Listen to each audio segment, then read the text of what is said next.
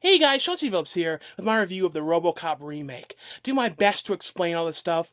I'm going to tell you though, it's a very, very different movie than the original. It's totally the whole story. It's so different that it's hardly even RoboCop. It's almost more of RoboCop in the idea of putting a man in a half human, half robot, guy in a robot suit or robot body. That's pretty much the main aspect of it. And then, he got killed and wants to get revenge on, who was responsible for doing it.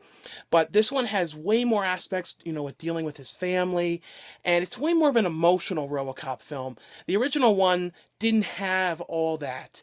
This one, he's way more human and has way more of the memories and things like that. This RoboCop has a lot more technology and kind of an update on what it can do with going into, closed circuit TV cameras and, a much bigger database of things and that kind of stuff. The basic idea though is that, other countries, the robots are pretty much taken over in the war zone areas. There aren't really even any, humans fighting the wars anymore. It's pretty much just robots keeping everybody safe. In America, they're not really to the point where they want to do that. And, Michael Keaton's character ends up coming up with the idea of putting a man into a suit to try and half man, half robot, to try and get Americans to kind of own up to the idea and, accept the idea of full robots, coming to America and, defending the streets and things like that. So they end up finding, the guy and putting him into the suit. Like I said, I don't want to go into all the details of explaining this. I will say, though, there was the stuff with Samuel L. Jackson, which is kind of supposed to be the aspect of the original one where they were talking about the TV, because, in the original one, they would always cut back to TV clips and stuff on the news to kind of give it that kind of a vibe. In this one, a lot of the Samuel L. Jackson stuff kind of slowed the movie down. And that was one of my only major complaints, was that it kind of stalled the movie out. It worked in a couple places. Other times, even though the characters were kind of interacting with him, something about it just kind of slowed the movie down, especially once it started getting going. Because this movie deals a whole lot more with once he's put into the robot suit, much more training and much more to get him to the point where he can actually go back and see his wife and go out in the streets.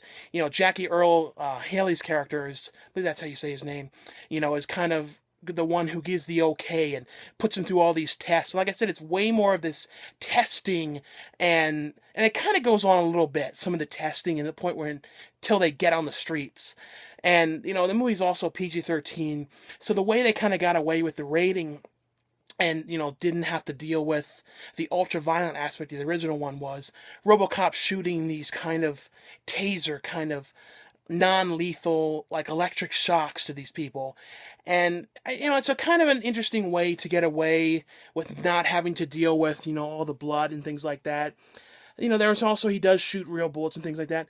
I do think it kind of would have been a cooler movie, though, if they could have gone for an R rating and not have to really worry about it. You could even tell a couple times they had to cut away from the language, if they were going to say something, that they'd have to cut away. So that kind of stuff was one of the biggest downfalls. So I have a feeling, though, when this comes to Blu-ray, there's going to end up being a director's cut or an uncut version, if they even shot it. Because, with this, you really don't know if they were aiming for a PG-13 the whole time. They may not have even bothered with the alternate takes. I like I said, I didn't hate this one, but it's not one of those ones that has to exist. But you could say that with pretty much all remakes. They don't have to exist. But what it did, though, was really go a different direction and wasn't really making the exact same movie again. And that I liked was that it had some different aspects to it, different technologies, different things like that, and put more with the family in there and more emotional things to it. They also had the ability to control the RoboCop character a whole lot more than in the original one. And that kind of was a pain, some of the times. Overall, though, I didn't hate it.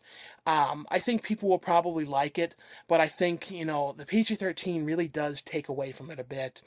I thought some of the music during some of the fights was not exactly perfect. I would have kind of rather had more of they were trying to have kind of electronic kind of music, but the music that they picked was not perfect. It was not that great. Some of it was a little silly.